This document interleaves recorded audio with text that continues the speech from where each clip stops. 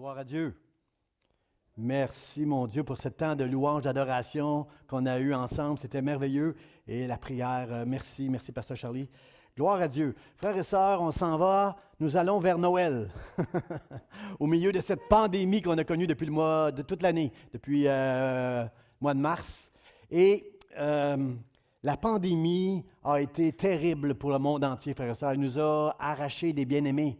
La pandémie a volé des emplois. La pandémie nous a volé la communion dans nos églises avec les frères et les sœurs. La pandémie nous a volé aux grands-parents une communion avec nos petits-enfants.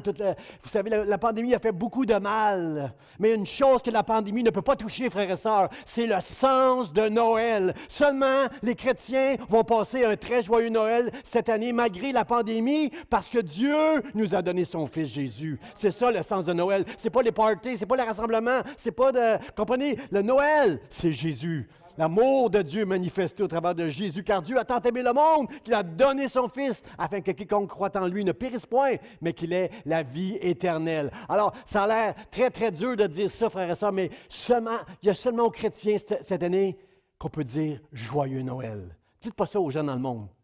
Ils vont passer un très mauvais Noël cette année. Ils n'ont pas le droit de se rassembler cette année. Mais nous, les chrétiens, nous allons passer au-delà de la tristesse, au-delà de ce que la pandémie nous a volé.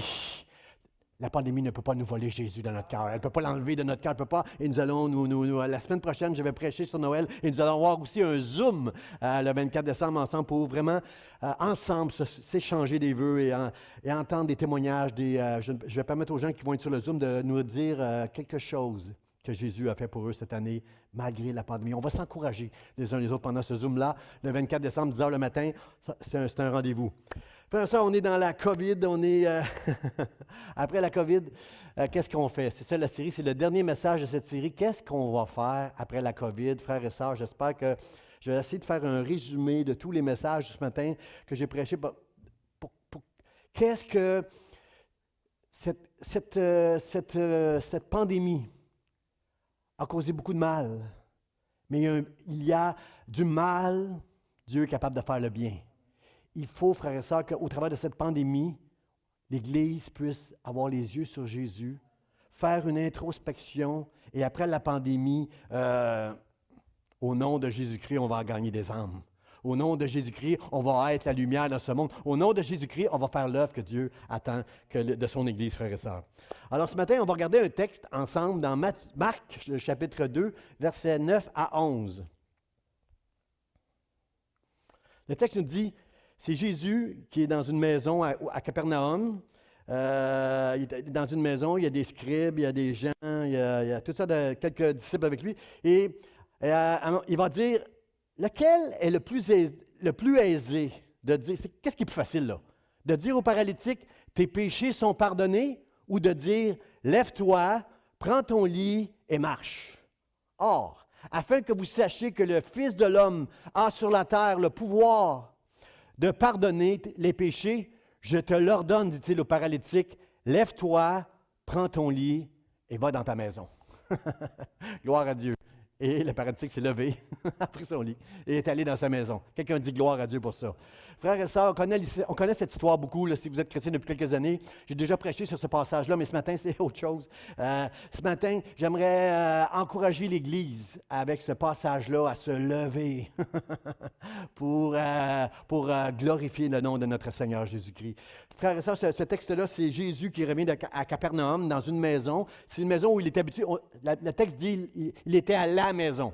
Beaucoup de commentateurs croient que c'est la maison de Pierre, peu importe. Il était à une maison où il allait souvent. Les gens savaient que lorsqu'il revenait de ces moments où il allait prêcher à gauche et à droite, lorsqu'il revenait à cette maison-là, il y avait toujours beaucoup de gens dans cette maison-là.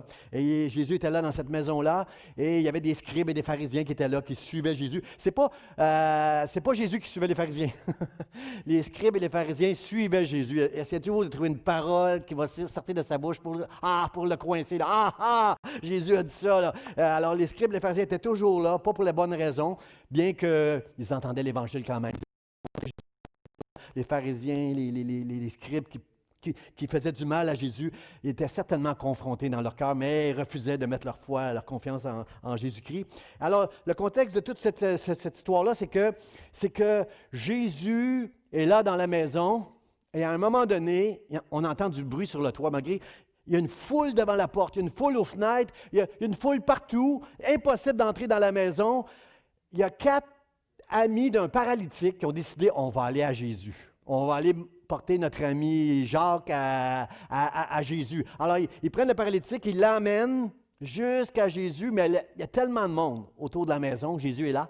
Il y a tellement de monde autour de la maison qu'ils ne peuvent pas entrer. Et tout à coup, ce qu'on entend dans la maison, c'est un toit. Il y a quelque chose sur le toit, là. Il y a une bague, il y a quelque chose, on entend quelque chose de gratter. À un moment donné, il y a un trou qui se fait, une ouverture qui se fait, et c'est les 4 amis qui ont décidé qu'ils allaient descendre le paralytique aux pieds de Jésus. Parce qu'ils croyaient que si on l'amène jusqu'à Jésus, il va le guérir. Combien savent qu'ils avaient raison, ces amis-là? Combien savent qu'ils connaissaient Jésus, ces amis-là, les amis du paralytique? La foi, elle est ingénieuse. Il n'était pas question pour les paralytiques, pour les amis du paralytique de retourner en arrière en voyant la foule. Ils ont trouvé un moyen. La foi, elle est ingénieuse. La foi trouve toujours une porte pour se rendre jusqu'à Jésus-Christ. La foi, elle est persévérante. La foi, c'est quelque chose que Dieu nous a donné. Frère, ça, ce n'est pas la théologie, la foi. Je pourrais vous enseigner la foi ce matin. J'ai fait une série sur la foi. Ce n'est pas de la théologie, la foi. La foi, c'est quelque chose qu'on met en pratique. Si tu crois en Dieu, tu vas trouver une manière ingénieuse d'amener quelqu'un que tu connais, un bien-aimé, jusqu'à Jésus-Christ. Dites amen, amen. La foi, c'est ça. Et lorsque Jésus a vu ça, la Bible dit, voyant leur foi, Jésus a été touché par la foi. Jésus est toujours touché par notre foi. Pas la façon qu'on comprend la foi, mais la façon dont on met en pratique notre croyance concernant Dieu. Le jour où tu as cru en Dieu, mon frère, ma soeur, tu as reçu un cadeau extraordinaire. Tu ne connais pas la portée du cadeau que tu as reçu. Si tu as la foi ce matin, si tu crois que Dieu est mort, Jésus est mort pour tes péchés parce que Dieu t'a aimé et qu'il est maintenant que Dieu a pardonné tes péchés, que Jésus a brisé ce qui empêchait la relation que tu avais d'avoir avec Dieu le Père, de devenir son enfant. Si tu crois cela, mon frère, ma soeur, tu n'as pas idée de toute la grâce. On a chanté ce matin l'abondance de sa grâce. Frère et sœur, j'aime ce mot-là, la grâce abondante de Dieu. C'est un mot qui est trop faible. La grâce de Dieu, on ne la comprendra jamais complètement. Je vais prêcher sur la grâce de Dieu ce matin. On ne comprendra jamais toute la grâce de Dieu parce que c'est une source infinie, la grâce de Dieu, pour celui qui s'appelle son enfant. Ce matin, comme le pasteur Charlie l'a prêché pendant les annonces, tu peux devenir son enfant. Si tu crois que tu es un pécheur, que tu es séparé de Dieu, tu n'as qu'à mettre ta confiance en Dieu. Il va te donner la foi de croire en lui. Et la foi, maintenant, doit servir à la gloire de Dieu. Dites amen, s'il vous plaît. Notre foi, ce n'est pas pour nous, mais c'est pour la gloire de Dieu. Voyant leur foi, Jésus a été touché par ces gens-là. Ce qui se passe ici, là, frères et sœurs, dans cette maison-là, c'est que Jésus était là et la Bible nous dit qu'il annonçait la parole de Dieu. Et il y avait une foule. Mon frère, ma sœur, si vous voulez qu'un jour qu'il y ait une foule à l'Église Vie d'Espoir, on n'a rien d'autre à faire que d'annoncer la parole de Dieu. Là où est Jésus, les foules vont se rassembler. Annonce l'Évangile, annonce la parole de Dieu et Dieu va être là, il va être là avec toi. Ce matin, je fais un lien entre le paralytique, frères et sœurs, et l'Église moderne d'aujourd'hui. Moi, je déclare, je fais un reproche à l'Église. Mon dernier reproche à l'Église, ce matin, on s'en va à Noël la semaine prochaine. La semaine prochaine, nous allons voir une chose que Dieu a fait pour nous extraordinaire. Et la chose extraordinaire que Dieu attend de nous. C'est ça qu'on va voir la semaine prochaine. Mais cette semaine, pourquoi je dis que l'Église est paralysée? L'Église est comme le paralytique. Elle est paralysée, frères et sœurs, en ce moment. Elle est paralysée depuis quelques décennies, je dirais, parce qu'on n'a pas prêché l'Évangile. On a prêché un Évangile où on a dit aux chrétiens comment vous allez être bénis. Oh, si tu viens à Jésus, tu vas être prospère. Oh, si tu viens à Jésus, tu vas avoir ceci, tu seras cela. Dieu va faire de toi une grande personne, tu vas faire des exploits plus grands que Jésus. Et nous, on a tout pris ça pour nous. Mais c'est pour la gloire de Dieu que nous avons été sauvés, frères et sœurs. C'est pour lui. La Bible nous demande de devenir des disciples, pas des gens qui reçoivent, puis qui s'assoient, puis qui font juste recevoir, qui viennent à l'Église semaine après semaine. Jamais ils vont adorer Dieu, jamais ils vont servir Dieu. Ils veulent bénis-moi, pasteur. Puis le jour où je ne serai pas béni ici, il y en a d'autres églises. Ciao, bye, bye. Il y a d'autres églises. Mon frère, ma soeur, ça ne fonctionne pas comme ça. Ça ne fonctionne pas comme ça, l'Évangile. Ah non, frères et sœurs, l'Église, elle est paralysée. Je vais vous dire pourquoi elle est paralysée. Puis je ne vais pas trop loin. Pasteur, tu vas trop loin. Non, je ne vais pas trop loin avec mon reproche. l'Église, elle est paralysée quand elle ne fait pas la volonté de Dieu. Amen. C'est mon cerveau qui dit à ma main en ce moment, fais bye-bye à la caméra. C'est mon cerveau qui a commandé à ma main. Mais quand je suis paralysé, ça ne fonctionne pas. Quand même, je dirais, lève-toi. Si ma main gauche n'est pas paralysée, elle pourrait peut-être aider ma main droite à se lever. Mais comprenez-vous, tout part du cerveau pour commander à mon corps de fonctionner. Est-ce que l'Église, ce n'est pas le corps de Christ, frères et sœurs? Et quelle est la tête du corps si ce n'est Jésus? Alors quand Jésus commande au corps et le corps ne répond pas, je dis que le corps est paralysé. Mais j'ai des auditeurs honnêtes ici. J'espère qu'à la maison, vous avez dit Amen. Si on n'aime pas comme on devrait aimer, comme Dieu nous a aimés, on n'est pas en train de faire la volonté de Dieu. Si on veut être tout le temps béni, au lieu d'être un disciple et de servir, pasteur, qu'est-ce que je peux faire? Guy, dis-moi qu'est-ce que je peux faire pour t'aider. Pasteur, qu'est-ce que je peux faire pour t'aider? Gabriel, je connais un peu la musique, est-ce que je peux pratiquer avec vous? Comprenez-vous? Hey, qu'est-ce que je peux faire dans la maison de Dieu pour servir le Seigneur? Je veux être un disciple. Et qui dit disciple dit... si tu sers le Seigneur, ça ne sera pas long. Vous avez vu la semaine passée, ça ne faisait pas 24 heures que l'aveugle né témoignait le nom de Jésus, puis il a été excommunié de la synagogue. Ses parents ont été rencontrés. Si tu deviens un disciple de Jésus, tu vas connaître l'opposition. Mais, frères et sœurs, qu'est-ce que c'est quelques années d'opposition sur la terre pour l'éternité de bénédiction? Amen. C'est rien, c'est rien. Moi, je veux être un disciple de Jésus-Christ, je veux servir le Seigneur Jésus-Christ et Seigneur, pardonne à l'Église d'avoir été paralysée pendant si longtemps en arrêtant d'annoncer l'Évangile, que tu es mort pour nos péchés, que tu nous aimes, Seigneur, et que tu attends de nous qu'on se lève et qu'on te serve et qu'on glorifie ton nom. Amen. Quand Jésus est là, frères et sœurs, il se passe toujours quelque chose, quelquefois, frères et sœurs. Il va toujours se passer quelque chose. La foi produit des miracles, frères et sœurs. Le centenier qui est venu à Jésus a impressionné Jésus avec sa foi quand il a dit « Viens même pas chez moi, ne viens pas chez moi, dis seulement une parole et mon serviteur va être guéri. » Ah, Jésus dit « Ah, j'ai jamais vu une foi comme ça en Israël. » Voyant, quand il a vu les 4 amis descendre le paralytique, voyant leur foi, il a guéri le paralytique. Comprenez-vous, frères et sœurs, la foi en action, qui se confie en Dieu, produit des miracles. Il y avait une femme qui était atteinte d'une perte de sang. Elle n'avait pas le droit de s'approcher des gens. Elle était impure. Elle aurait dû crier « impur, impur, impur ». Mais même si elle aurait fait ça, les gens ne se seraient pas tassés. Ils étaient autour de Jésus parce que là où est Jésus, il y a toujours une foule autour de lui. Et elle a dit, mais si je peux seulement toucher le bord de son vêtement, je serai guéri. Est-ce que vous êtes d'accord avec moi que cette femme-là, elle était convaincue? Cette femme-là avait la foi que si je peux seulement toucher le bord du vêtement de Jésus, je serai guéri. Elle avait la foi, elle était certaine. Il y avait aussi dans la Bible un aveugle que j'aime beaucoup qui s'appelait Bartimée. Il était aveugle, mais il était capable de parler. Il était capable de s'exprimer. Et la Bible dit que lorsqu'il a entendu que Jésus passait, il s'est mis à crier « Jésus! Jésus! Jésus! » Il est peut-être aveugle, mais il a trouvé le moyen d'attirer l'attention de Jésus en criant, frères et sœurs, la foi, elle crie. La foi, elle trouve une porte pour amener les gens à Jésus-Christ. Et l'Église est appelée à amener des gens à Jésus-Christ. L'Église est appelée à exercer une foi qui est convaincue, qui va amener les gens aux pieds de Jésus afin qu'ils soient sauvés. Et pour être convaincus, frères et sœurs, il faut qu'on soit connecté avec Dieu. C'est ça qui va amener des convictions en nous, là. C'est pas de venir à l'Église, là. C'est pas de lire, de citer des passages de la Bible. C'est d'être convaincu que Dieu est mon Père. Dieu, c'est mon Père, c'est mon Dieu. Frères et sœurs, il faut arrêter d'être paralysé. L'Église a un rôle à jouer et elle doit le jouer, frères et sœurs. Moi, je parle aux gens qui sont mariés à la maison, là. Si tu es marié depuis 25 ans, peut-être que tu es présent, mais si tu n'es pas connecté avec ton épouse, ce n'est pas un mariage, ça.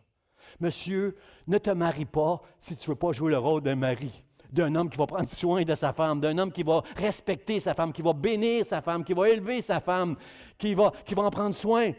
Madame, ne te marie pas si tu n'es pas prête à jouer le rôle d'une épouse, d'une femme. Ne te marie pas si tu n'es pas prête à... Ton homme a besoin de ton aide. Ton homme a besoin que tu sois là pour lui. Je vais vous dire, l'homme est appelé le sexe fort. Mais il a besoin de sa femme d'une chose, c'est que sa femme l'élève. Que sa femme louange son mari et le considère, et c'est ça qui va faire que le mari va la protéger, la bénir, la prendre soin d'elle encore plus. Mon frère, ma soeur, ne viens pas à l'Église juste en étant présent. Connecte avec Dieu et joue le rôle que Dieu t'appelle à jouer. Ne viens pas à l'Église pour t'asseoir, ne viens pas à l'Église pour recevoir. Viens à l'Église, connecte avec Dieu et viens jouer le rôle que Dieu t'appelle à jouer. Chacun de nous, nous avons un rôle différent et pas un plus grand que l'autre. Mon rôle n'est pas plus grand que celui qui accueille. Comprenez-vous que celui qui est à la technique, frères et sœurs. Chacun de nous, Dieu nous a choisis, avec tous les péchés qu'on peut avoir, tous les manquements qu'on peut avoir, il nous a choisis pour jouer un rôle, mon frère, ma soeur. Et ça, j'appelle ça la grâce de Dieu. Après ça, quand je pense le mot grâce, je pense à Aaron dans l'Ancien Testament, à côté de Moïse. Vous savez, Aaron est devenu le souverain sacrificateur dans l'Ancien Testament au temps de Moïse. Au temps que Moïse a écrit la loi, il était le seul qui pouvait aller derrière le voile une fois par année, offrir à Jésus le sacrifice d'expiation pour le peuple. C'était le seul. Aaron, c'est cet homme-là qui, quelques semaines avant, pendant que Moïse est sur la montagne pendant plusieurs jours, a fondu des bijoux de tout le monde pour faire un animal et dit « Voici ton Dieu ». Wow! Seigneur, il me semble que tu aurais pu choisir un meilleur souverain sacrificateur que Aaron. Aaron, c'est lui qui va parler contre Moïse, qui va critiquer Moïse avec sa sœur Marie en disant « Il n'y a pas seulement que toi qui peux parler au nom de l'Éternel, moi aussi ». Aaron est devenu le souverain sacrificateur. Il a été choisi par Dieu. Quand le peuple a manifesté contre Moïse, OK, vous voulez contester Aaron, là, amenez-moi chacun votre bâton, là, les 12 princes d'Israël, amenez-moi un bâton, là, et Dieu, pendant la nuit, va choisir c'est qui? Celui qui l'a choisi. Et le bâton d'Aaron a fleuri pendant une seule nuit. Il a poussé des boutons qui ont produit du fruit des amandes. Mon frère, ma soeur, est-ce que Aaron méritait tout ça? Humainement parlant, il était un pécheur, il avait des manquements dans sa vie, mais il a été choisi de Dieu pour jouer un rôle. L'Église, nous sommes appelés, chacun de nous, à jouer un rôle pour la gloire de Dieu. Est-ce que tu veux jouer ce rôle-là ce matin? Je le répète, est-ce que tu es prêt à jouer le rôle que Dieu t'appelle pour sa gloire dans le nom de Jésus? Amen, mon frère. Je suis content d'entendre ces amens-là et je les entends même à la maison. Mon frère, ma soeur, je dis ceci.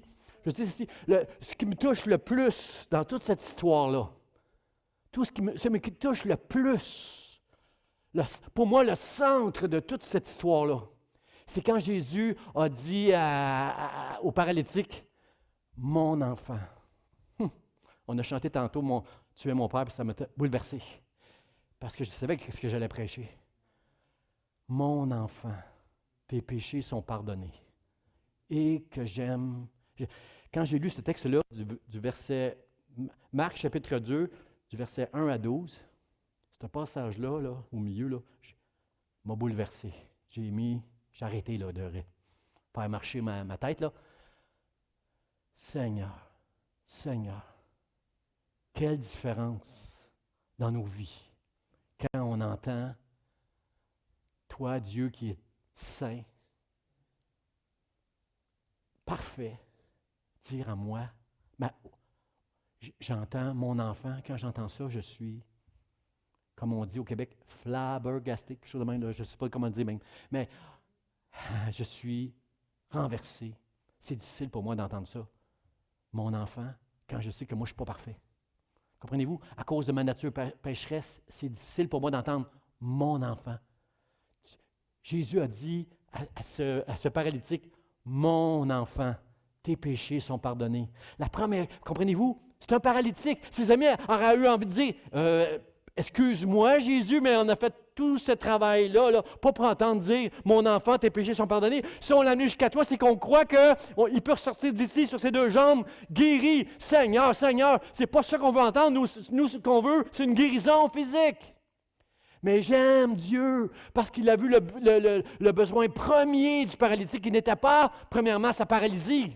Parce que, frères et sœurs, on peut marcher, on peut commander à nos membres de bouger, mais on peut être paralysé, frères et sœurs. La pire chose, c'est la paralysie spirituelle. La pire chose, c'est de se sentir coupable de nos péchés. La pire chose, frères et sœurs, Jésus l'a vu dans le paralytique, il a dit, « Mon enfant ».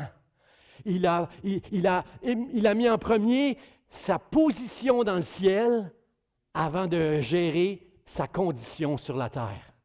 Frères et sœurs, c'est ça la bonne nouvelle de la grâce de Dieu, la grâce abondante de Dieu, la source infinie de sa grâce. C'est ça la bonne nouvelle, frères et sœurs. Nous sommes ses enfants.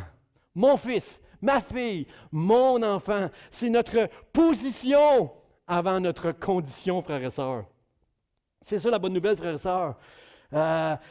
Rahab, dans l'Ancien Testament, à Jéricho, c'était une prostituée. Et à cause de la crainte de Dieu qu'elle avait, elle a protégé les espions.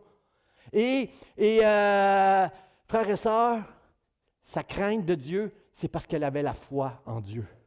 Elle était une prostituée, elle était dans le péché, mais elle a sauvé les espions, elle a sauvé la vie des espions, et Dieu a honoré sa foi, et elle est devenue une descendante, elle a porté la semence, elle est une descendante de Jésus-Christ, dans la lignée de Jésus-Christ, on voit le nom de Rahab. Frères et sœurs, ce n'est pas notre condition, mais c'est notre position qui l'emporte, frères et sœurs, devant Dieu. C'est ça qui est merveilleux. Aaron, ce n'était pas sa condition, il était un pécheur, il a parlé contre Moïse, il est tombé dans l'idolâtrie avec le peuple, mais Dieu l'a choisi pour jouer un rôle. Est-ce que tu veux jouer le rôle que Dieu a pour toi, mon frère, ma sœur? Ça n'a rien à voir avec ta condition. La grâce de Dieu, c'est tu es son enfant. Malgré tes défauts, tes manquements, malgré tes péchés, malgré tes fautes. Samson, frères et sœurs, Samson. S'il y a un homme dans l'Ancien Testament qui a... J'entends souvent les frères, les sœurs dire « Hey, moi, il faut qu'on soit rempli du Saint-Esprit. » Mais moi, je dis souvent, tu dois être rempli du Saint-Esprit, mais aussi de sagesse. Parce que Samson est la preuve que tu peux être rempli du Saint-Esprit et ne pas être sage. Faire des exploits pour Dieu et ne pas être sage. Et Samson s'est mis dans le trouble à cause de son cœur, à cause de ses yeux, à cause de sa convoitise. Il s'est mis dans le trouble. C'est un pécheur. À la fin du livre, il est aveugle, il est esclave, il a perdu sa force.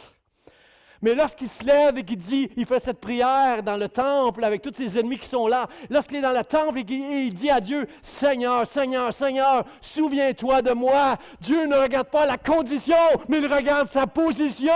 Et il dit, mon enfant. Et lorsque Moïse a entendu mon enfant, il a poussé les colonnes sur lesquelles il s'est appuyé et sa force lui est revenue. Et la Bible nous dit qu'il a défait plus d'ennemis ce jour-là que pendant toute sa vie. Mon frère, ma soeur, est-ce que tu es avec moi? Est-ce que ça te touche comme moi d'entendre du ciel, mon enfant? Ça doit te toucher si tu réalises que tu n'es pas parfait. Tu es pécheur, tu as des manquements dans ta vie, mais Dieu t'a choisi. Il veut que tu joues un rôle. Et il dit ce matin, lève-toi, lève-toi, lève-toi. Lève-toi, Église, lève-toi. Dieu a vu en premier dans ce paralytique, cet homme paralysé, il avait en premier le besoin de son âme avant le besoin de son corps. Il a dit, mon enfant, tes péchés sont pardonnés. Tes péchés sont pardonnés. Tu peux être ce matin malade dans ton corps. Tes péchés sont pardonnés. Tu peux avoir traversé un divorce. Tes péchés sont pardonnés. Tu peux être en prison quelque part parce que tu as fait quelque chose qui était mal. Tes péchés sont pardonnés parce que tu es mon enfant. Tu ne seras jamais parfait sur cette terre-là, mais tu vas rester un enfant de Dieu ce matin. C'est ta position et ce n'est jamais ta condition. C'est ça la grâce de Dieu. Qu'est-ce que je peux rajouter à la grâce de Dieu? Mais lui, ce paralytique-là, se sentait coupable. Dieu a vu ça tout de suite. Il a vu une culpabilité de péché passer dans son cœur. C'est ça que Jésus a vu. La culpabilité, c'est ça qui paralyse l'Église, frères et sœurs. Parce que la culpabilité va faire en sorte que tu vas toujours essayer d'en faire. Mais jamais tu seras à la hauteur. Jamais tu vas te sentir à la hauteur. Toujours tu vas te sentir coupable pour ce que tu as fait. Jamais tu vas te réjouir de ce que tu es capable de faire pour Dieu. C'est ça la paralysie de l'Église aujourd'hui. On ne sera jamais à la hauteur. Et souvent, des gens s'exposent à la culpabilité parce qu'ils ne veulent pas être hypocrites. Moi, je ne veux pas être hypocrite, frères et sœurs. Je ne veux pas être hypocrite. Comment je peux prêcher la parole de Dieu puis avoir des manquements dans ma vie? Comment je peux faire ça? C'est parce que Dieu m'a choisi. C'est parce que Dieu t'a choisi. C'est pour ça que tu peux servir le Seigneur. Tu n'es pas hypocrite si tu t'appuies sur la grâce de Dieu, si tu t'appuies sur la perfection de Jésus-Christ. Toi, tu ne seras jamais parfait. Jésus l'a été pour toi. Et si tu crois cela, c'est ta position qui te permet de jouer le rôle que Dieu t'appelle à jouer dans la vie, dans l'Église, auprès de tes bien-aimés, dans ta maison. C'est ta position et non jamais ta condition dans le nom de Jésus. Est-ce que vous l'entendez ce matin? Est-ce que vous entendez le message d'amour de Dieu, de compassion, frères et sœurs? Et les scribes étaient choqués, frères et sœurs. Les scribes, je les comprends. Les scribes, ils suivaient Jésus pour essayer de pogner, de trouver dans son discours une faille, une erreur. Ah ah! Ah ah! Les scribes ont trouvé ça dur d'entendre « mon enfant ». Parce que seulement Dieu qui peut dire, premièrement, « mon enfant ». C'est Dieu notre Père, c'est seulement lui qui peut dire « mon enfant ». Jésus dit « mon enfant » comme s'il était Dieu le Père. Tes péchés sont pardonnés. Seulement Dieu qui peut pardonner. Mon frère, ma sœur, combien il y a de chrétiens comme ça dans nos églises, frères et sœurs? Ils viennent à l'église, puis ils attendent juste d'entendre le quelque chose qu'ils vont utiliser pour critiquer, puis faire mal à un frère, une sœur qui l'a manqué peut-être, qui l'a peut-être pas manqué, ou qui l'a manqué. Ils vont critiquer, ils vont blesser. Ils vont se servir de la loi pour blesser un frère, une sœur, comme les scribes. Les scribes connaissaient la loi. Les scribes, c'est eux qui l'écrivaient. Les scribes, c'était des hommes de loi, un peu comme nos notaires. Ils rédigeaient des contrats de mariage, de divorce. C'était des hommes de loi qui connaissaient la loi et ils jugeaient Jésus. Seulement Dieu qui peut pardonner les péchés. C'est quoi cette affaire-là? Mon frère, ma sœur, on est comme ça des fois. On juge les gens en voyant quelque chose dans eux qui nous déplaît. On voit la condition de la personne, de sa nature pécheresse. On ne voit pas sa position. Quand je prends la Sainte Seine, je ne peux pas prendre la Sainte Seine si je ne reconnais pas que mon frère, ma sœur, à côté de moi, même s'il manque un peu de sanctification dans leur vie, ont été choisis par Dieu et sont des frères et des sœurs. C'est la position. Ce n'est pas notre condition, frères et sœurs. Dieu seul pardonne les péchés. Jamais Dieu se sert de la parole de Dieu pour nous écraser, frères et sœurs. Jésus a dit, il y a un segment de nos mouvements évangéliques qui met beaucoup d'emphase sur le sabbat. Frères et sœurs, Jésus a choqué beaucoup de pharisiens à l'époque en disant, l'homme n'a pas été créé pour le sabbat, mais c'est le sabbat qui a été créé pour l'homme. Est-ce que je peux aller plus loin, frères et sœurs? L'homme n'a pas été créé par Dieu pour la loi, pour obéir à la loi, mais la loi a été créée pour l'homme. Je sais que c'est plus dur à entendre, c'est plus difficile à entendre. Je peux l'entendre, c'est plus difficile d'entendre ça. Frères et sœurs, quand Dieu dit « tu ne tueras pas », est-ce qu'il nous oblige à obéir à cette loi-là pour lui ou c'est pas pour nous cette loi-là? Quand il dit à l'homme « tu ne commettras pas d'adultère, tu ne seras pas idolâtre », n'est-ce pas pour nous la loi, pour nous bénir, pour nous protéger, pour nous garder? Si tu aimes, tu vas accomplir la loi, là, Jésus a dit. La loi, elle est pour nous. On n'a pas été créé pour la loi. La loi a été instituée pour nous bénir, frères et sœurs. Mais on n'obéit pas. On n'obéit pas. Quand on ne comprend pas la grâce de Dieu, on est paralysé par la culpabilité. Frère, sœur, ce n'est pas ta condition ce matin, c'est la position que tu as dans le ciel. Christ est mort pour tes péchés et Dieu t'appelle mon enfant, mon enfant. Il essaye de t'attirer à lui. Et toi, tu laisses tes fautes te séparer de lui, de son amour.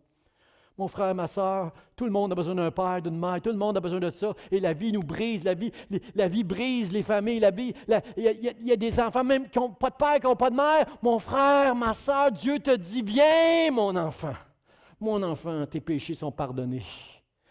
Jésus a dit ça au paralytique avant même de le guérir. Tout le monde ses amis ont été, ah non.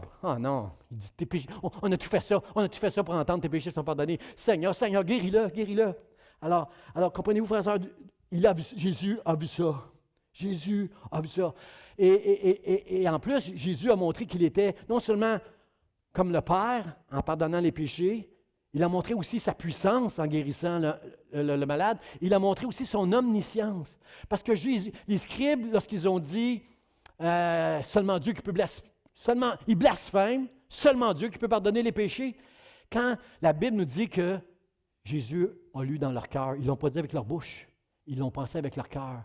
Le Saint-Esprit a révélé à Jésus dans son humanité ce qui se passait dans le cœur des scribes. Il a prouvé son omniscience. Il a prouvé l'omniscience de Dieu. Jésus n'était pas tout le temps omniscient. Il y a un moment où, quand la femme l'a touché, il a dit, mais qui m'a touché? Qui m'a touché? Il ne le savait pas. Mais il y a souvent, le Saint-Esprit révélait à Jésus des choses pour montrer qu'il avait l'omniscience de Dieu en lui avec le Saint-Esprit. Alors, Jésus est là, frères et sœurs, et il dit, tes péchés sont pardonnés, mon enfant. Et les scribes commencent à chialer. Mais voyons donc, c'est seulement Dieu qui peut pardonner les péchés. Alors Jésus va aller très loin. Il va dire, OK, j'ai compris ce que vous avez dit dans vos cœurs. Vous dites que je ne peux pas pardonner les péchés. OK, parfait. Qu'est-ce qui est plus facile de dire? Tes péchés sont pardonnés? Ou lève-toi, prends ton lit et marche. Qu'est-ce qui est plus facile? Hein? Pour Jésus, c'est la même chose. Parce qu'il est Dieu. Pour Jésus, c'est dire tes péchés sont pardonnés, c'est la même, ça prend la même force que lève-toi, paralysé, prends ton lit puis marche. C'est pareil. Il y a le même pouvoir de le faire. C'est plus facile. Moi en tant que pasteur, amenez-moi un paralytique, ça va être plus facile pour moi. Oh, j'ai vu ton cœur, toi, tes péchés sont pardonnés. Sois béni. Ce serait plus facile pour moi de m'en tirer comme ça que au nom de Jésus-Christ, lève-toi et marche. Mais Jésus, pour lui, il n'y a pas de difficulté. C'est la même difficulté, c'est la même facilité. Il a ce pouvoir de guérir puis de pardonner. Et il dit, mon enfant, tes péchés sont pardonnés. Puis j'ai vu dans votre cœur, vous autres, que vous avez dit, c'est blasphémé de dire ça. Alors, qu'est-ce qui est plus facile de dire, tes péchés sont pardonnés, ou lève-toi et marche, afin que vous sachiez que j'ai le pouvoir, que le Fils de l'homme, le Fils de Dieu a le pouvoir de pardonner. Je te le dis au nom de Jésus-Christ, lève-toi, prends ton lit et marche. Et aussitôt, le paralytique s'est levé. N'est-ce pas glorieux, frères et sœurs? Dieu a montré toute sa divinité. Il a montré son amour. Il a montré qu'il était Dieu comme le Père, mon enfant. Il prouve sa divinité à pardonner le paralytique. Il prouve sa puissance à le guérir. Il prouve son omniscience. Il prouve son amour, frères et sœurs. C'est extraordinaire ce qui a pris place dans cette maison-là, au travers de Jésus-Christ, et que des scribes soient sortis de cette maison-là en appelant cet homme-là un blasphémateur. C'est la folie. C'est la folie. Toi qui m'écoutes à la maison, si tu as encore des problèmes, des difficultés à croire en Jésus-Christ, demande pardon à Dieu. Demande-lui, aide-moi. Aide-moi dans mon incrédulité, Dieu, sois honnête avec Dieu, là, si tu as des doutes. Demande à Dieu de t'aider à croire que Jésus est le Fils de Dieu, qu'il est venu régler ce qui te séparait du Père. Et dis merci à Dieu. Dis merci à Dieu de te choisir et de t'appeler à partir d'aujourd'hui mon enfant. Frères et sœurs, Jésus va dire au paralytique, je te l'ordonne, lève-toi. Lève-toi, lève-toi, je te l'ordonne. Est-ce que Jésus avait besoin de dire au paralytique, je te l'ordonne? Est-ce qu'il l'a dit à l'aveugle la semaine passée, je te l'ordonne, tu dois voir maintenant? Non. Ici, il est en train de dire au paralytique, je te l'ordonne. En fait, on le sait que toutes choses sont soumises à Dieu. Dis seulement une parole et mon serviteur va être guéri. Toutes choses sont soumises à Dieu. L'univers entier a été créé par la parole de Dieu et est soumis à la parole de Dieu. Si Dieu dit je te l'ordonne, c'est qu'il sait que l'Église est paralysée en ce moment, ne se lèvera pas, à moins que Dieu ne nous donne pas le choix. Je ne te donne pas le choix. Lève-toi. Lève-toi, joue le rôle que je t'appelle à jouer dans mon Église et je vais être avec toi pour jouer ce rôle-là. Lève-toi. L'Église, ça fait trop longtemps, ça fait des décennies qu'on entend des messages de gloire, de bénédiction, de toutes sortes d'affaires. Au lieu de faire des disciples, on a fait des enfants, frères et sœurs, des bébés.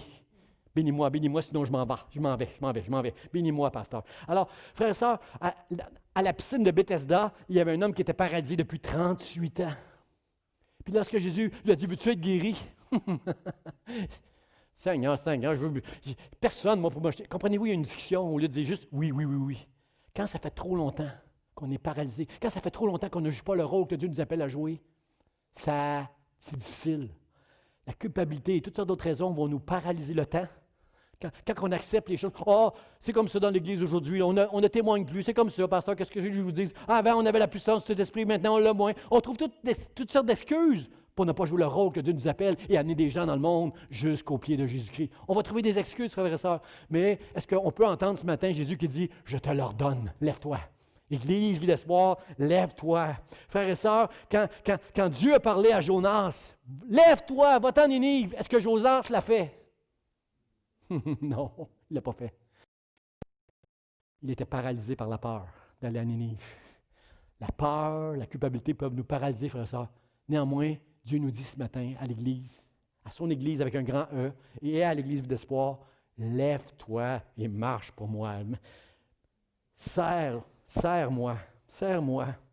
Ananias, lorsque Paul s'est converti, on connaît la conversion de Paul qui était jeté par terre, une lumière, il a entendu Jésus, et Dieu a envoyé son prophète Ananias prier pour Paul. Paul était aveugle. Dieu avait aveuglé l'apôtre Paul. Et aussitôt qu'Ananias a prié pour Paul, des écailles sont tombées de ses yeux, il s'est mis à voir. Et la première chose que Ananias a dit à Paul, il a dit, « Lève-toi, Paul, que tardes-tu à te lever? » Église d'espoir, Église avec un grand E, peu importe ton Église. Après la pandémie, chacun retourné dans vos églises. Mais entendez ceci ce matin, que tardes-tu à te lever? Que tardes-tu à te lever? C'est ce que Ananias a dit à Paul, lève-toi. Est-ce que je peux vous dire quelque chose dans le premier livre des Chroniques, au chapitre 21, la Bible nous dit, Satan se leva contre Israël. Est-ce que je peux vous dire que Satan se lève contre l'Église du Seigneur Jésus-Christ? Est-ce que l'Église peut se lever? Alors que Satan se lève, j'ai aucune difficulté à croire, lorsque je lis et je regarde et j'entends l'actualité, j'ai aucune difficulté à croire que Satan s'est levé contre Dieu, contre l'Église, contre les croyants. Frère et sœur, est-ce que tu entends Jésus ce matin te dire, je te l'ordonne, lève-toi et marche pour la gloire de Dieu. Ce n'est pas ta position. Ce n'est pas ta condition, mais c'est à cause de ta position. Tu es mon enfant et ce n'est pas parce que tu es parfait. Jésus seul est parfait, mais je t'appelle à me servir. Je t'appelle à devenir mon disciple et à me suivre dans le nom de Jésus. Levons-nous, frères et sœurs, levons-nous pour Jésus-Christ. Je crois que la pandémie va nous aider à connaître une percée dans le monde spirituel qu'on n'a jamais connu avant. Parce qu'il fallait faire cette introspection que nous sommes en train de faire depuis le mois de septembre, depuis la pandémie qu'on fait cette introspection, frères et sœurs. On commence à comprendre que Dieu est souverain, malgré qu'on n'a pas, on perd. Frères et sœurs, mais ce n'est pas ce que tu perds qui doit nuire à ta foi, mais c'est ta foi de tout ce que tu vas gagner avec Dieu, en marchant avec lui, en le servant. Et frères et sœurs, la foi, c'est lorsque tu te mets en marche que les choses arrivent. Ce n'est pas quand tu es assis et tu enseignes sur la foi. C'est lorsque tu te mets en marche, que tu mets ta foi en action, et c'est là. Frère, ça, ce que je peux le dire encore à l'Église, je te l'ordonne, lève-toi, Église, et marche pour la gloire de Dieu. Prends ton lit. Jésus va dire, prends ton lit, avant de dire, et marche. Lève-toi, prends ton lit. Frère et sœur, le lit, c'était un obstacle difficile pour le paralytique pendant je ne sais pas combien d'années, on ne le sait pas, mais c'était son obstacle. Prends ton lit et marche. Frères et sœurs, est-ce que je peux vous dire que des obstacles, on va en connaître si on veut suivre le Seigneur? Est-ce que je peux vous dire qu'en tant que pasteur, je connais des obstacles toutes les semaines pour faire l'œuvre de Dieu? Est-ce que je peux vous dire que si tu veux servir le Seigneur, tu vas avoir des obstacles? Mais plus que tu vas servir le Seigneur, plus que tu vas connaître des obstacles. Mais plus que tu vas connaître des obstacles, plus que ta foi verra la gloire de Dieu, parce qu'alors que tu es en marche, le miracle et la puissance de Dieu va s'accomplir et bénir ta foi. Et je le répète encore, l'Église est dans une percée spirituelle, frères et sœurs, afin de faire connaître le nom de Jésus-Christ dans les mois et les années à venir, parce que Jésus revient bientôt, frères et sœurs. Frères et sœurs, pourquoi prendre son lit? C'est pour montrer la gloire de Dieu. Cet homme-là est arrivé avec 4 amis. Il est arrivé paralysé sur un lit. Et lorsqu'il est sorti de la maison, la foule s'est tassée parce qu'il était debout, en train de marcher avec le lit sur son dos. C'était pour glorifier Dieu. Frères et sœurs, je le dis souvent, je suis un pasteur qui dit souvent ça. Vous dites, pasteur, arrête de répéter ça. Frères et sœurs, je vous le dis souvent, j'ai un diagnostic de sclérose en plaques. Est-ce que ça paraît, frères et sœurs? En 2000, ça fait 20 ans que j'ai été diagnostiqué avec la sclérose en plaques, une maladie dégénératrice. Je serais supposé être en chaise roulante, peut-être mort, couché dans un lit. Mais non, frères et sœurs, Dieu a fait une grâce pour moi, frères et sœurs. Lève-toi, prends ton lit et que les gens puissent voir que je t'ai touché, que je t'ai fait une grâce aujourd'hui parce que tu es mon enfant. Rien à voir avec ta condition, parce que tu ne te pensais pas digne que je te dise ça, ce que tu as entendu, que tes péchés sont pardonnés. Tu te pensais indigne, mais ce n'est pas ta condition que je regarde, c'est ta position. Tu es mon enfant parce que tu crois en moi, dans le nom de Jésus. Prends ton lit, mon frère, ma soeur. Les espions, lorsque Moïse a envoyé des espions à Canaan, il leur a dit, allez voir le pays, allez voir comment sont les peuples, allez voir, ramenez-nous des fruits, allez voir comment ça se passe là-bas, parce que ce pays-là, je vous le donne. Et lorsque les espions sont revenus, ils ont dit, ben non. Hey, ils pleuraient, ils criaient, ils en voulaient à Moïse. Ce sont des géants. Ils avaient vu les fils d'Anak. Ce sont des géants, on est comme des sauterelles à leurs yeux. Oh, c'est vrai que c'est un pays où coule le miel. C'est vrai que des gros... Regardez, on a ramené une grappe de raisin, ils sont gros de même. C'est vrai, mais on ne peut pas aller là. On va se faire manger. Ce sont des géants. Et là, Josué et Caleb se lèvent avec leur foi en disant, hey, les gars, Moïse l'a dit.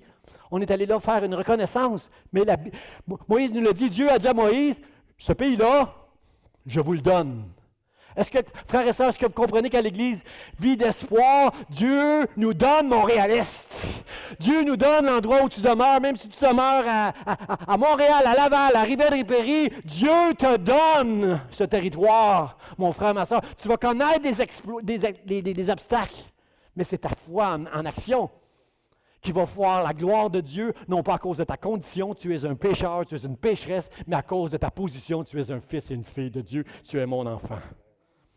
Nous allons voir sa puissance et sa gloire, frère et sœurs. Esther, on poussait Esther d'aller voir le roi parce que le méchant Aman voulait détruire tous les Juifs. Avant le génocide de Hitler, il y avait dans l'Ancien Testament, au temps d'Esther, un génocide qui se préparait pour les Juifs. Et Esther savait que si elle allait dans la présence du roi sans être invitée, elle courait le risque de mourir. Frères et sœurs, est-ce que je peux vous dire que la foi, c'est de prendre des risques. Souvent dans ma vie, j'ai pris des risques par la foi, mais je n'ai jamais regretté d'avoir pris des risques, d'avoir exercé ma foi, parce que c'est à ce moment-là que j'ai vu la gloire de Dieu. Lève-toi, prends ton lit et marche. Dans le nom de Jésus. Amen. Amen. Dernier point. Prends ton lit et marche. Et marche. Frère, ça, je vais vous dire quelque chose. Marcher, servir Dieu, tous les serviteurs de Dieu le savent très bien. C'est jamais facile de servir Dieu. Il y aura toujours les critiques. Il y aura nos erreurs. Il y aura, comprenez, c'est pas comme, il y a des rêves qu'on a qui vont être brisés parfois. C'est pas ce qu'on pense, servir le Seigneur. Mais Dieu dit, lève-toi, prends ton lit, fais fi des obstacles, de ce qui pourrait t'empêcher, et marche. Marche pour moi. J'aime le psaume 110 où le psalmiste dit, il boit au torrent pendant la marche, c'est pourquoi il relève la tête. Est-ce que je peux vous dire que marcher avec Dieu, il faut être connecté avec Dieu. Pour être capable de boire au torrent, pour être capable, lorsqu'on lit la parole de Dieu, d'être encouragé par un passage, pour être capable, lorsqu'on prie, de sentir la présence de Dieu qui nous parle, qui nous dit, de l'entendre même, nous dit, mon enfant. Il boit au torrent pendant la marche, c'est pourquoi il relève la tête. Tu auras la tête à terre, comme le paralytique, à moins d'être connecté avec Dieu, de regarder vers Dieu. Et là, un jour, tu entendras mon enfant, et ça va te permettre de marcher pour le Seigneur. La Bible dit, quand je marche dans la vallée de l'ombre de la mort, je ne crains aucun mal, car tu es avec moi. La raison pourquoi je n'ai rien à craindre, ce n'est pas la vallée de la mort qui est à craindre. La raison pour laquelle je n'ai rien à craindre, c'est je vais mourir un jour. Mais la raison pour laquelle je n'ai rien à craindre, c'est que Dieu est avec moi. Dieu est avec toi. Si tu es capable de comprendre que tu es son enfant ce matin, tu n'as rien à craindre, Dieu est avec toi, parce que ce n'est pas ta condition, mais c'est ta position dans le ciel qui fait en sorte que tu n'as rien à craindre dans le nom de Jésus. C'est ça la grâce de Dieu. C'est ça la grâce de Dieu, frères et sœurs. Pierre a même réussi un jour à marcher sur les eaux. C'est le seul homme, à part Jésus, sur toute la terre que je connais, qui était capable de marcher sur les eaux. Pourquoi? Parce que sur la parole de Dieu, il s'est levé de la barque. Les autres peut-être ont critiqué Pierre, mais il est le seul qui est allé et qui a marché sur les eaux. Lorsqu'il a mis le pied la première fois sur les vagues, il devait penser, je ne sais pas ce qu'il devait penser dans sa tête, mais les eaux ont supporté son poids parce qu'il a cru dans les paroles du Seigneur Jésus-Christ. Est-ce que ce matin, Église, tu veux juste te lever, prendre ton lit et marche, et tu vas voir la gloire de Dieu. Jérémie, au chapitre 4, va nous dire, « Le destructeur des nations est en marche. » Je crois que le destructeur des nations est en marche, frères et sœurs, de ce que je vois, de ce que j'observe, est-ce que l'Église peut se mettre en marche, frères et sœurs, et faire une percée dans le monde spirituel au nom de Jésus? Frères et sœurs, c'est l'heure de l'Église. C'est l'heure de l'Église en ce moment, frères et sœurs. C'est le temps pour l'Église de se lever, prendre son lit puis de marcher pour la gloire de Dieu. C'est l'heure de l'Église. Gabriel, lève-toi et marche. Virgile, lève-toi et marche. Pasteur Charlie, lève-toi et marche. C'est l'heure de l'Église, Denis. C'est l'heure où nous allons connaître une percée spirituelle parce que la COVID va nous avoir aidé à faire une introspection et à comprendre que ce n'est pas notre condition, notre nature pécheresse, nos manquements, nos erreurs du passé, mais notre position dans le ciel, alors que Dieu nous appelle mon enfant, mon enfant. J'invite les musiciens, on va refaire ce chant-là qui dit « Tu es mon Père, tu es mon Dieu ». On va refaire ce chant-là ensemble pour terminer avec ma conclusion, frères et sœurs. C'est l'heure de l'Église. Église, vie d'espoir. Entends Jésus ce matin qui dit « Je te l'ordonne, je te l'ordonne. Lève-toi et tu verras ma gloire. Si tu crois, tu verras ma gloire. » Lorsque Jésus est allé vers Lazare, il y avait une pierre qui était roulée devant la porte. Et Marie et Marthe ont dit, « Ah, Seigneur, si tu avais été là, il ne serait jamais mort. » Jésus a dit, « Ne sais-tu pas que si tu crois, tu verras la gloire de Dieu? » Alors, enlevez la pierre. Mais Seigneur, ça fait 3 jours qu'il est décédé, il sent pas bon. Enlevez la pierre. Comprenez-vous que pour que la gloire de Dieu se manifeste, il faut premièrement passer à l'action, faire quelque chose, être à l'action. Et c'est en roulant la pierre qu'ils ont vu Lazare sortir du tombeau sur la parole de Dieu. Alors, le mot de la fin, frère et sœurs, c'est le verset 12 que je veux lire avec vous pour le mot de la fin. Jésus a dit au paralytique, le texte dit au Marc chapitre 2, verset 12, ça dit, « Et à l'instant, aussitôt que Jésus a dit, « Mon enfant, tes péchés sont pardonnés, au nom de lève-toi et marche », la Bible nous dit, « Et à l'instant, il n'a pas attendu. Comme Ananias se dit à l'apôtre Paul, ne tarde pas, Paul, à te lever. » À l'instant, il se leva. Il prit son lit. Il sortit en présence de tout le monde, de sorte qu'ils étaient tous dans l'étonnement et glorifiaient Dieu en disant, « Nous n'avons jamais rien vu de pareil. » Frères et sœurs, c'est ça qui va arriver à l'Église d'Espoir dans l'Est de Montréal. C'est ça qui va arriver dans vos maisons avec vos bien-aimés. C'est ça qui va arriver avec vos collègues de travail. Si tu te lèves, frères et sœurs, en ce moment, si tu obéis à Dieu, tu verras la gloire de Dieu et les gens. Et ce qu'on veut, la raison pourquoi on veut glorifier, on veut marcher pour Dieu, faire ce que Dieu attend de nous, c'est afin qu'il glorifie Dieu. C'est pour la gloire de Dieu. Tout ce qu'on fait, ce n'est pas pour notre gloire. C'est pour la gloire de Dieu. Est-ce que vous êtes avec moi pour dire on veut glorifier Dieu dans l'Église Vie d'Espoir? Première chose à comprendre, c'est pour enlever la peur, pour enlever la culpabilité, tu dois comprendre ce matin, tu dois entendre du ciel, « Mon enfant, tu es mon enfant. » Tu dois entendre ça pour être capable de te lever parce que tu demeures un pécheur. L'apôtre Paul dit, « Je ne sais pas faire le bien, je ne sais pas faire le mal. Parfois, je fais le mal que je ne veux pas. Parfois, je ne fais pas le bien que je veux à cause de ma condition, de ma nature pécheresse. » Dieu te dit ce matin, peu importe ta condition, même si tu m'écoutes ce matin et tu es en prison parce que tu as fait mal, je veux te dire ceci, si tu crois en Dieu, tes péchés sont pardonnés. Et Dieu veut se servir de toi-même en prison pour communiquer à d'autres que Dieu t'aime, que tu es son enfant. Est-ce qu'on peut chanter ce chant-là ensemble? Tu es mon Père.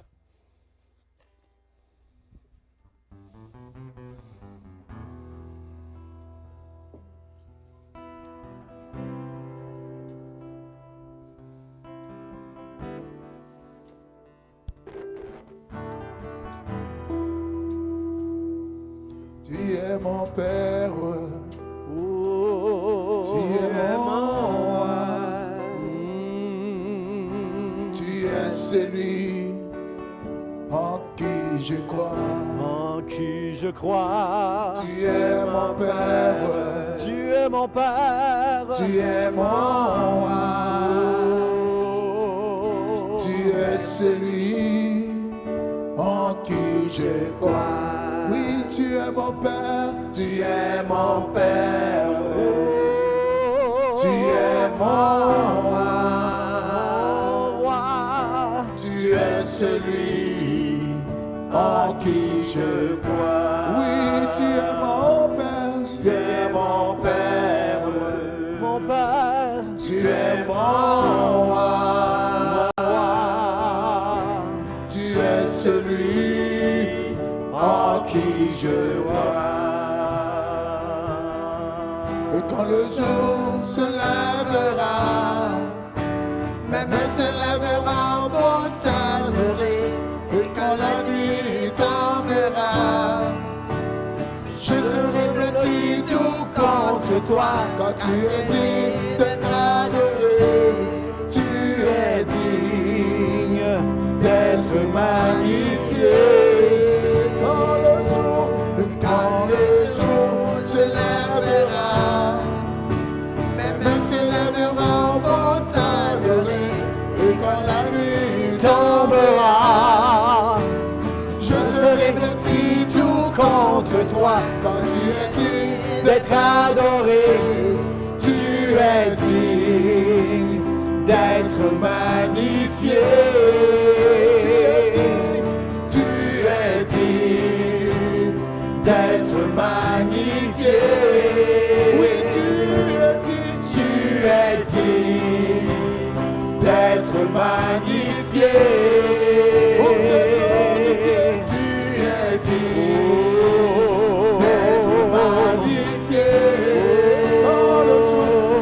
Quand le jour se lèvera, même se lèvera pour t'adorer. Et quand la nuit tombera, je serai blotti tout contre toi. Quand tu es digne d'être adoré, tu es digne d'être magnifié. Tu es digne d'être magnifié. Oui, tu es digne d'être magnifié.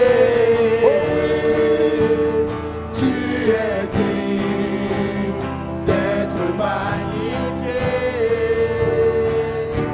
Tu es mon Père, tu es mon roi, tu es celui en qui je crois. En qui je crois. Tu es mon Père, Mon Père. tu es mon roi, Oh, tu es celui en qui je crois. Alléluia, alléluia, alléluia. Quand Jésus nous enseignait à prier, il a dit, quand vous priez, dites « Notre Père, que ton nom soit sanctifié ». Frères et sœurs, notre condition, notre nature pécheresse ne nous empêche pas de sanctifier le nom du Seigneur, ne doit pas nous empêcher de marcher de plus en plus dans la sainteté, dans la droiture. Si on a des mauvaises habitudes, on doit dire, Seigneur, les confesser à Dieu, lui demander pardon et de se le relever et de marcher avec Dieu. Tu n'es pas un hypocrite de servir Dieu, d'annoncer l'Évangile, même si tu n'es pas encore parfait. Parce que ce n'est pas ta condition, mais c'est ta position qui fait toute la différence. Ce matin, je peux déclarer l'Évangile, proclamer l'Évangile, parce que Dieu m'appelle son enfant. La perfection de Christ est sur moi et en moi. Moi, je ne serai jamais parfait sur cette terre, mais Jésus, lui, l'a été et il me la donne. Il te la donne dans le nom de Jésus. Bon dimanche à chacun de vous. Soyez une bénédiction pour les gens qui vous entourent. Amen. Amen. Soyez bénis.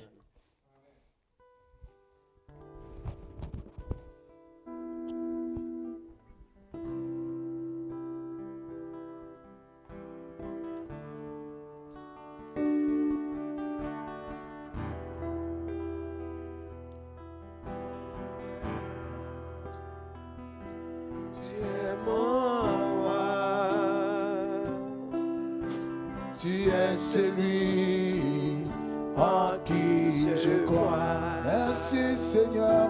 Tu es mon Père. Tu es mon roi. Tu es celui en qui je crois. Tu es mon Père. Tu es mon Père. Oui, tu es mon roi. Tu es